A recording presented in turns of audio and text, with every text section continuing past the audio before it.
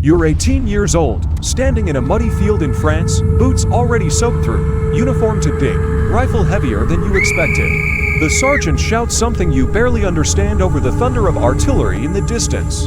You thought war would feel heroic. It smells like rot and wet earth. This is your first day in the trenches. Charge! Over the top! Don't stop!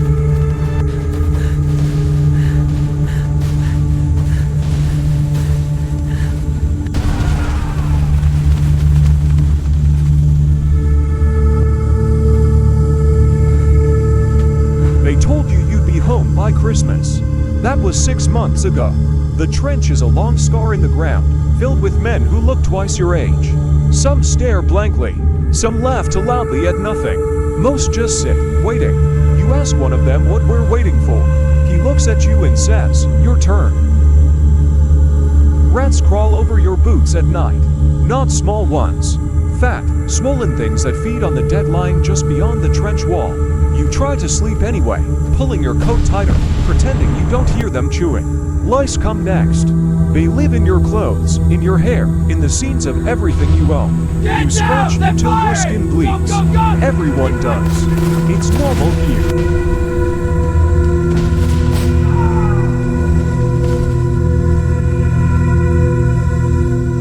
Normal is different now. Food is cold when you get it.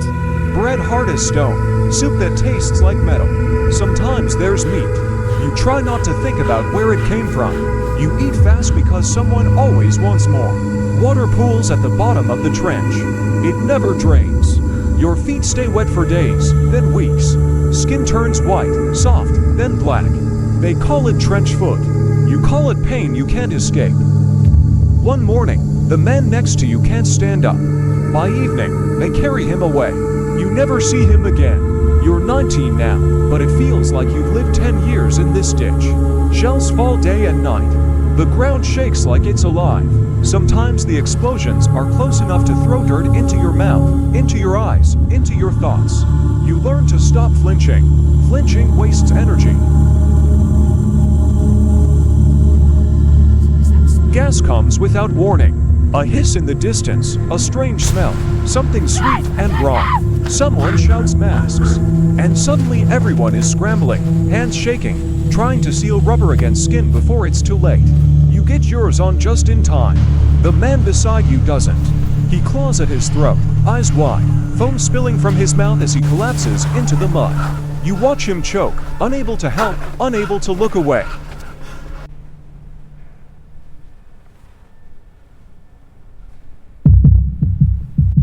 Later, you eat dinner in the same trench. No one mentions it. Orders come at dawn. Over the top. You climb the ladder, heart pounding so hard it drowns out everything else. For a moment, the world is silent. Then the machine guns start. Men fall before they even hit the ground. You run anyway, because stopping means death. Because turning back means worse.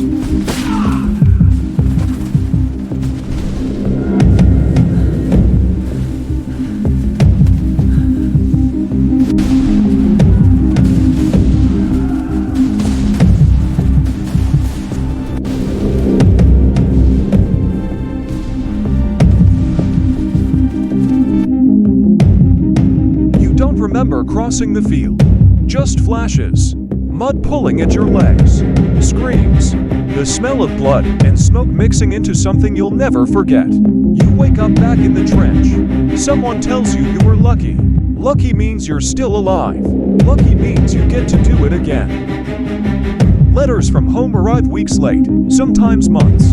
Your mother writes about small things. The weather. The neighbors. She tells you she's proud. You don't write back the truth. You don't tell her about the bodies. About the nights you wake up shaking. About how you can't remember what silence sounds like.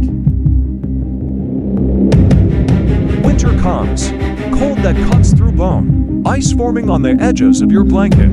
Fingers numb even when you press them together. Some men shoot themselves in the foot just to leave. You understand why. You don't do it. Not because you're brave. Because you're afraid of missing. You're 20 when your closest friend disappears. Not killed. Just gone after an attack. No body. No grave. Just another empty space in the trench.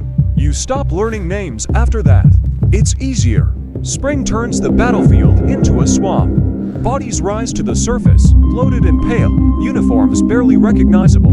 You step on them without meaning to, sometimes without noticing. You stop reacting. Reaction wastes energy.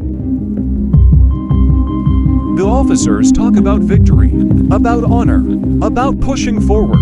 You look at the men around you, hollow-eyed and shaking, and wonder what victory is supposed to look like. More ground, more graves. Another whistle blows. Another charge. Another field of mud and wire and death. You go over again. Because that's what soldiers do. Because that's what you are now. Not a son. Not a boy. A soldier. A tool. And tools don't get a choice. The war ends when you're 22. Just like that. No grand moment.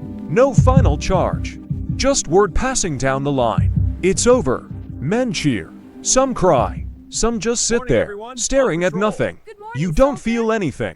They send you home. Your town looks smaller than you remember. Quieter. Cleaner.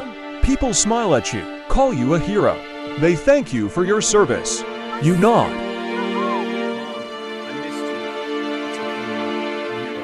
You don't tell them what you saw.